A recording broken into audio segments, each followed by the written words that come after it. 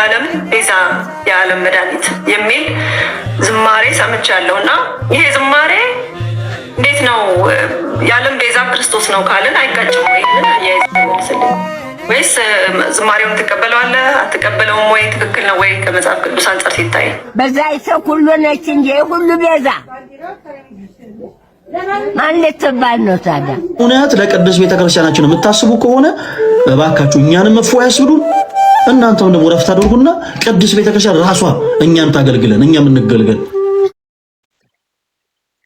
በስመ አብ ወወልድ ወመንፈስ ቅዱስ አሐዱ አምላክ አሜን። ሰላም ውድ የደጀ ሰላም ቤተሰቦች እንዴት አላችሁ? እንደምን ከረማችሁ? እንግዲህ ለዛሬው በዚህ ሰሞን አነጋጋሪ የሆኑ ጉዳዮችን ይዤላችሁ መጥቻለሁ። ብዙ ደስ የሚል ፕሮግራሞች አሉ፣ ትማሩበታላችሁ። ወደ ቀዳሚ ቪዲዮ እንሂድ። አንድ አባት እመቤታችንን በዛይተ ኩሉ አትባልም አሉ ሲባል ሰምቼ ቆርቆሮይ ነው። በዛይተ ኩሉማ ነች የዓለም ሁሉ ቤዛ የዓለም ሁሉ ቤዛ። ይሄን አላችሁኝ ማትል እናት አለሷም መሳላ መወጣጫ የለንም። መወጣጫችን መሳላላችን እሷ ናት። ያቆምናል መንገድ ሲሄድ ደክሞት ተኛ። ያቆም ሲተኛ ተኝቶ እንቅልፍ ሸለብስ ያደረገው መላእክቶች ሲወርዱባት ይህች ቦታ የእግዚአብሔር ደጅ የእግዚአብሔር ቤት ናት አለ። እመቤታችንን እናያያት። በዛ ይሰው ሁሉ ነች እንጂ ሁሉ ቤዛ ማን ልትባል ነው ታዲያ? የእሷን ስም እሳቸው ሊወስዱ ነው። ክርስቲያን እንዲህ አይላትም። የክርስቲያኖች ሁሉ ተስፋ ነች እሷ። የክርስቲያን የፓስተር ትዝታው እናት ናቸው። እኚህ ደግሞ እንደተመለከታችኋቸው ያው ከልባቸው ነው የሚናገሩት። አንዳንድ ጊዜ ያው እንግዲህ ስለ እመቤታችን ፍቅር በይበልጥ ደግሞ እናቶቻችን መመስከር ይችላሉ ማለት ነው። እና እንግዲህ አባታችን ብዙ የተማሩ ይመስለኛል። ብዙ ነገር ነው እየተባሉ ያሉት ማለት ነው። እንግዲህ ወደ ቀጣይ ቪዲዮ እንሂድ። አቶ ጸጋዬ ቅዱስ ቤተክርስቲያናችን የአዳራሽ አገልግሎት አያስፈልጋትም። እውነት ለቅዱስ ቤተክርስቲያናችን የምታስቡ ከሆነ እባካችሁ እኛንም መፍወያ ያስብሉን። እናንተም ደግሞ ረፍት አድርጉና ቅዱስ ቤተክርስቲያን ራሷ እኛን ታገልግለን፣ እኛም እንገልገል። የአዳራሽ አገልግሎት ቤተክርስቲያናችን አያስፈልጋትም። አውደ ምህረት አልጠበበንም። አውደ ምህረት አልጠበባትም። በቃ በገንዘብ ደረጃ ትልቅ አቅም ያለ ግለሰብ ከሆንክ ግን ያንን የሚዲያ አቅም በአጠቃላይ ለኢትዮጵያ ኦርቶዶክስ ቴሌቪዥን፣ ለኢትዮጵያ ኦርቶዶክስ ተዋሕዶ ማህበረ ቅዱሳን ቴሌቪዥን ሰፖርት ማድረግ ይቻላል። የሚተላለፉትን መልእክቶች በአጠቃላይ በእነዚህ የኛ የቴሌቪዥን ጣቢያዎች እንዲተላለፉ ማድረግ ይቻላል። እውነት ለቤተ ክርስቲያን ቅናት ያለን ከሆነ ማለት ነው። ከዛ ውጭ ግን ቤተክርስቲያናችን የአዳራሽ አገልግሎት አያስፈልጋትም። የአዳራሽ አገልግሎት አያስፈልጋትም። እኛ ግለሰብን እየገፋን አይደለም። አቶ ጸጋዬ ወደ ቅዱስ ቤተክርስቲያን ተመልሷል። አዎ ተመልሷል። እሺ ይህን ግለሰብ ከቤተክርስቲያን እየገፋን ነው ወይ? አይደለም። የቤተክርስቲያናችን ስርዓት ግን ያክብርልን። አይኔ በቃ ከሌላ ቦታ ነው የመጣሁት እና ተቀበሉ። ኦኬ እንቀበላለን ማለት ግን አንድ በቃ እንደፈለኩ ካልሆንኩኝ እንደው ፓትርያርኩ ጳጳሱም ቆሞሱ ምኑም እኔ ካልሆንኩኝ የሚባል ነገር የለም። በወንድምነት እያንዳንዱ ነፍስ ወደዚህ ቅዱስ ቤተክርስቲያን እንዲመጣ እንዲመለስ ፍላጎታችን ነው፣ ፈቃዳችን ነው። ይሄ ምድራዊ ደስታ ብቻ ሳይሆን በአንድ አጥ መመለስ የሰማይ መላእክት እንኳን ጭምር ኦኬ ይደሰታሉ። ሰው በዚህ ጉዳይ ግን አንደራደርም ነው። በቤተክርስቲያናችን ስርዓት አንደራደርም። እኛ ኦርቶዶክሳውያን ነው እዚህ ጋር መዝሙሩ የሚለው። ስለዚህ የዓለም ቤዛ የዓለም መድኃኒት የሚል ዝማሬ ሰምቻለሁና ይሄ ዝማሬ እንዴት ነው የዓለም ቤዛ ክርስቶስ ነው ካልን አይጋጭም ወይ? ያይስልኝ ወይስ ዝማሬውን ተቀበለዋለህ አትቀበለውም ወይ? ትክክል ነው ወይ ከመጽሐፍ ቅዱስ አንፃር ሲታይ? ትክክል ነው። ምንም ጥርሰት የለበትም። ትክክለኛ መዝሙር ነው። ምን ማለት ነው ግን ቤዛ ስንል ነው ጥያቄው። ቤዛ ማለት ትርጉሙ እንደው መጀመሪያ ቤዛ የሚለው ትርጉም ነው። ቤዛ ማለት ትርጉሙ ይሄው። ቤዛ ማለት ለብዙ ሲሆን ቤዛት በቁሙ ዋጋ፣ ካሳ፣ ለውጥ። ይሄው እዚህ ጋር ምትክ፣ አላፊ፣ ዋቢ፣ ዋስ፣ መድን፣ ተያዥ፣ ጫማ ቤዛ ተብሏል። ሲጀመር ቤዛ ማለት ምን ማለት ነው? ለተሰቀለ አካል ብቻ የሚሰጥ ስያሜ ነው ወይ ነው ከመነሻ? እንደዛ ከሆነ ከዚህ መጽሐፍ ቅዱስ ጋር ልንጋጭ ነው። ምን ብሏል? ሙሴን ቤዛ ስለተባለ ማለት ነው። ሙሴ ቤዛ የተባለበትን አውድ እንፍታው። ዌልካም አሁን ያስኬዳል። ሙሴ ግን ለዓለም ስለተሰቀለ አይደለም ቤዛ የተባለው። ሲጀመር ደግሞ ቴርሚኖሎጂ ሪዲሜሽን ማለት ቤዛ ማለት ራሱ ማለት ነው። ለምሳሌ ስለ አይን ፈንታ አይን የሚለውን ግዕዙ ብታነቢ አይን ቤዛ አይን ይላል። ለአይን ተሰቅሎ የሞተው አይን ማለት ነው አይደለ? ምትክ እኮ ማለት ነው። ቤዛ ምትክ ብቻ ግን ማለት አይደለም። ይኸውልሽ እዚህ ጋር አሁን ቤዛ የሚለው ቃል አገባቡ ስለ ፈንታ ይኸው ምትክ ምክንያት ይላል። ቤዛ የሚለው ቃል ደቂቅ አገባቡ ስለ አይን ቤዛ አይን ሲል ስለ አይን ፈንታ ፈንታ ማለት ነው። ምትክ ማለት ስለ በቀዳማዊቷ ሔዋን ምትክ ያለችው ማናት? እመቤታችን ድንግል ማርያም ናት። የመጀመሪያዊቷ ሔዋን እባብን ሰማች። ዳግማዊ አዳም ይባላል ክርስቶስ። የመጀመሪያው አዳም እንደምናውቀው ብሉይ ኪዳን ዘመን ላይ ያለው ክርስቶስ የጽድቃችን ፀሐይ ከሆነ በሰማይ ፀሐይ ይገኛል። ደግሞ እመቤታችን ዳግሚት ሰማይ ትባላለች። ዳግሚት ሰማይ ማለት ሁለተኛ ሰማይ ማለት እውነተኛው የጽድቅ ፀሐይ ክርስቶስ ስለተገኘ ነው። ስለ የሚለው ነው ሲጀመር ቤዛ ማለት ስለ ለክርስቶስ ሲነገርስ ስለኛ ኃጢአት ተወክሎ ሞተ ተሰቀለን። ሙሴ አሁን ምን ተባለ? ቤዛ ታዳጊ ምን ሆነ? እኔን ህዝቡን ከምታጠፋ እኔን ከሕይወት መጽሐፍ ሰርዘኝ እያለ ቤዛ ሆነ፣ ታዳጊ ሆነ። ምክንያቱም ቤዛ የሚለው ቃል ምን የሚላለው? ታዳጊ የሚል ትርጓሜ ያለው። ቤዛ የሚለው ቃል ታዳጊ የሚል ትርጓሜ። ሰዓት አለቀ።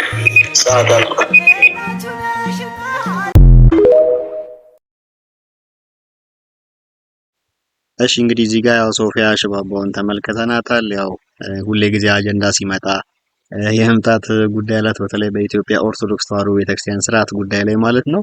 እንግዲህ ጥሩ መልስ በቂ መልስ የሰጣት ይመስለኛል ዲያቆን ዘማርያም ማለት ነው። እናንተም እስቲ ሐሳብ ካላችሁ ሐሳብ ስጡበት። ብፁዕ አባታችን ለምን አንደነግጥም? ከቅዱስ ፓትርያርኩ ጀምሮ እሱንም ጨምሮ ዛሬ ላለንበት ቁም ነገር ያበቃችን ባይዱን ዘመድ አድርጋ ያስተማረችን እመቤታችን እኮ ናት። እንደነግጣለን። በተለይኛ የቆሎ ተማሪዎች እንደነግጣለን።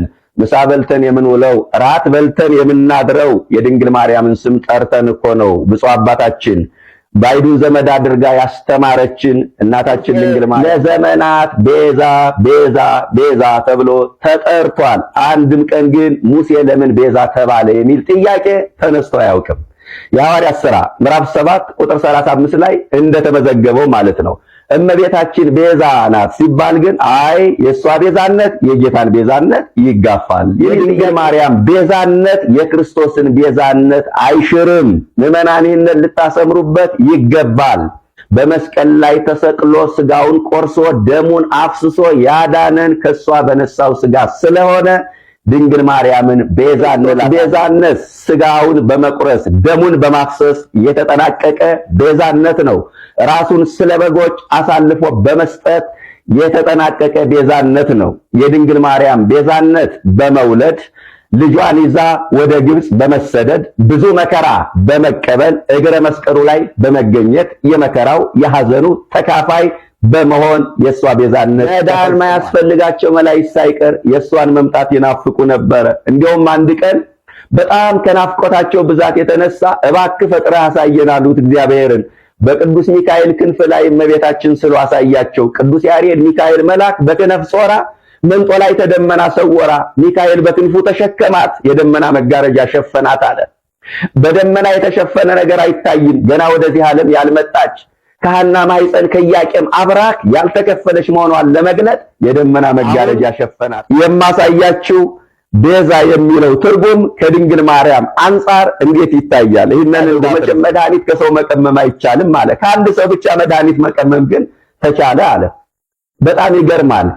ኢ እምፀወ ገዳም ወኢ እምደመ እንስሳ ወአራዊት አላ እምዘራ ውላዱ ዘወጽሐት ማቄሁ ለሰሎሞን። ይገርማል። ይህ መድኃኒት የተቀመመው ከእጽዋት አይደለም፣ ከእንስሳት ደም አይደለም፣ ከአራዊትም አይደለም። ከሰሎሞን አብራክ ከተገኘች ከአንዲት ብላቴና መድኃኒት ተቀመመ።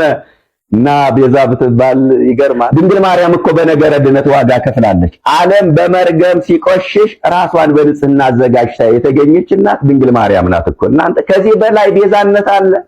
ከዚህ በላይ ዋጋ መክፈል አለ? ክርስቲያኖች፣ ቅዱስ ገብርኤል እመቤታችን ለሰው ልጆች የዋለችው ትልቁ ውለታ ምን እንደሆነ ታውቃላችሁ? ቅዱስ ገብርኤል በነገራት ቃል መስማማት። እንኳን ድንግል ማርያም የኔ እናት ለኔ ቤዛ ነች። ወፍራም ምራቋን እያራሰች ደረቅ ጡጧን እያጠባች ያሳደገች እናቴ ለኔ ቤዛ ናት። አምጣ ተንበርክካ የወለደችን እናታችን ሳይመቻት ምቾታችን የጠበቀች ተጎሳቁላ ያስጌጠች ተርባ ያጠገበች በባዶ እግሯ እየተጓዘች ዘመን ያፈራውን ጫማ ያለበሰችን እናታችን ለእያንዳንዳችን መቤታችን እሷ ተርባ ለኛ የሕይወት እንጀራ ሰጣናለች። ለዚህ ነው ቤዛ የምንላት። እሷ ተጠምታ የሕይወትን ውሃ ጠጥታናለች። በግብጽ በረሃ ተንከራታለች፣ ተርባለች፣ ተጠምታለች። ማረፊያ እንደሌሏት ወፍ ዛፍ ስር ተጠግታ አድራለች። በዘመድ የከበረች የሐናና የኢያቄም ልጅ ስትሆን ለልጇ እፍኛዋ መስጠት ተስኗታል። ውቅያኖስን በፍኙ የሚሰፍረው ጌታ እናቱን ውሃ እንድታጠጣው ተማጽኗታል። የበረሃው ሙቀት እንደ እሳት ነበልባል ገርፏታል። አሸዋው እንደ እሳት ረመጥ ፈሽቷታል። አሸዋው አይኗ ውስጥ እየገባ እየቆረቆራ አስለቅሷታል። የበረሃው ነፋስ በጥፊ መቷታል። ቤዛነት ይለዋል ቤተ ክርስቲያን መጽሐፍት ላይ ድንግል ማርያም ቤዛዊተ ኩሉ ዓለም መባሏ ከተረጋገጠ ቤዛነቷን ለምንድን ነው የምንክደው? ያሬድ ደግሞ በዝማሬው ምን እንዳለ ታውቃላችሁ? መድኃኒተ መቤዛዊተ እሞ ቅድስተ ረሰያ።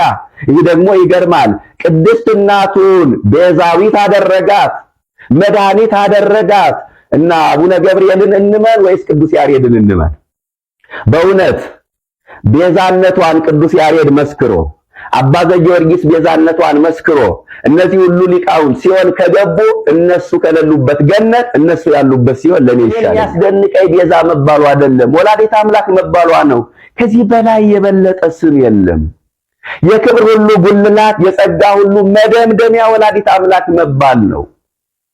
እና ደግሞ ሰሞኑን በሚዘራው ነገር አትረብሹ። እመቤታችን ቤዛዊት ዓለም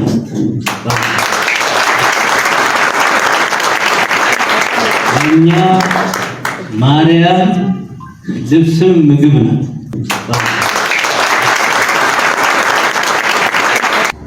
ጥሬውን ቆርተው የጠማ ጎዝጉዞ ስዕሏን እዚህ ያስቀምጠው ነይ ነይ እምዬ ማርያም እያለ ለማርያም ያላቸውን ፍቅር በዚህ አይነት ሲገልጡ ነው የሚመስለው። ሰው እንኳን ቤዛ የሚል ስም ይሰጠው ለገንዘብ እንኳን ለእመቤታችን አምላክን በድንግልና ጸንሳ በድንግልና መውለዷ ከዚህ የበለጠ የሚያስደንቅ ነገር ምንድን ነው? አምላክን ከመውለዷ በፊት ድንግል፣ ከወለደች በኋላ ድንግል እመቤታችን። ከኔም ጀምሮ እኮ ከታች እስከ በር ከፋችሁ ድረስ ያለው እኮ ዛሬ በስሟ በእንተ ስማ ለማርያም እያለ እየበላ እየጠጣ ይመጣል። ይህን መካድ አያስፈልግም። ይህን መካድ ሽደት ነው። በእንተ ስማ ለማርያም አንዷን እንጀራ ሳይዘነ ቅድስት ብሎ አንዷ እንጀራ ለስድስት በልቶ ይሆናል እና ስለዚህ እመቤታችን በጸሎቷ ውሃውን ወደ ወይን በምልጃዋ አስተምሯ ይህን ታምር ያደረገች እናታችን እና ስለዚህ መቼም ይሄ በዘመናችን የአውሬው መንፈስ ያልገባበት የለም። አዎ ይህን መጠንቀቅ ያስፈልጋል። መረበሽ የተመረጡትን እንኳን እስከሚያስቱ ድረስ ይህን የሚያውቅ ክርስቲያን ሊረበሽ አይገባም። ግድ ነው፣ በቃ ትንቢቱ ይፈጸም ዘንድ ግድ እና ስለዚህ ጠቅላላ ይህን የምትሰሙ ክርስቲያኖች እመቤታችን ለእኛ ተስፋችን ከጎዶሎ ዓለም ወደ ሙሉ ዓለም የመለሰች ጌታን ጸንሳ ወልዳ ለእኛ የሰጠች የሕይወት እንጀራን የሰጠች የሕይወት ውሃን የሰጠች። ስለዚህ እኛ ማርያምን እንወዳታለን፣ እናከብራታለን፣ ቤዛዊተ ዓለም ብለን እንጠራለን።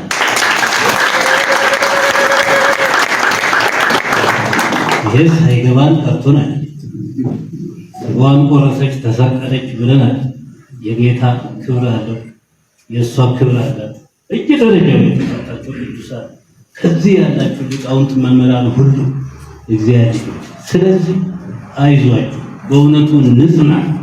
አሁንም የቅዱሳን አባቶቻችን የጻድቃን የሰማዕታት የእነ አቡነ ተክለ ሃይማኖት ጸሎት ከኛ ጋር ስላለ በረከታቸው ከኛ ጋር ስላለ እመቤታችን ከኛ ጋር ስላለች ምንም የሚያሸብረን ነገር የለም። ስለዚህ ሁላችሁም አይዟችሁ በርቱ። ፕሮግራማችን ይህን ይመስል ነበር። እንደወደዳችሁ ተስፋ አደርጋለሁ። ለቻናላችን አዲስ የሆናችሁ ሰዎች ሰብስክራይብ አድርጉ፣ ላይክ አድርጉ። በሚቀጥለው እንገናኛለን። ሰላም ነው።